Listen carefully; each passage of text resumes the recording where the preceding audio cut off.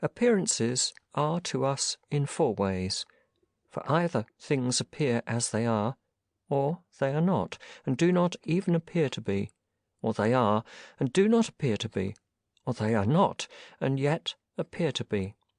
Further, in all these cases, to form a right judgment, to hit the mark, is the office of an educated man. But whatever it is that annoys, troubles us, to that we ought to apply remedy. If the sophisms of Pyrrho and of the academics are what annoys, troubles, we must apply the remedy to them. If it is the persuasion of appearances by which some things appear to be good when they are not good, let us seek a remedy for this. If it is habit which annoys us, we must try to seek aid against habit. What aid, then, can we find against habit? The contrary habit.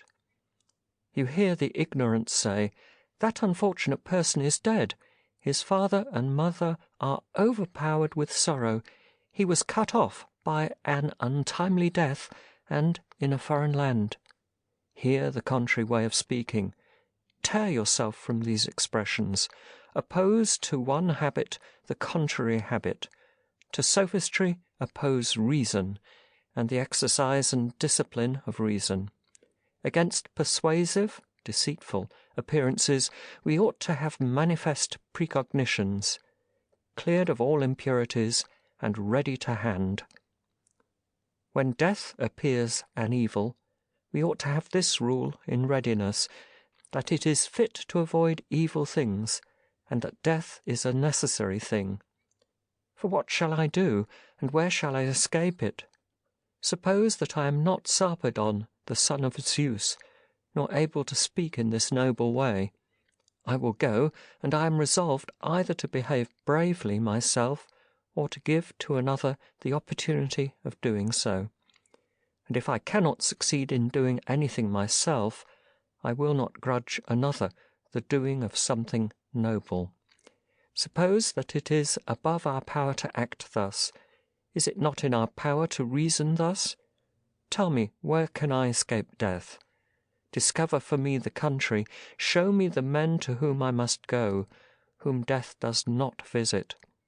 Discover to me a charm against death. If I have not one, what do you wish me to do? I cannot escape from death. Shall I not escape from the fear of death, but shall I die lamenting and trembling?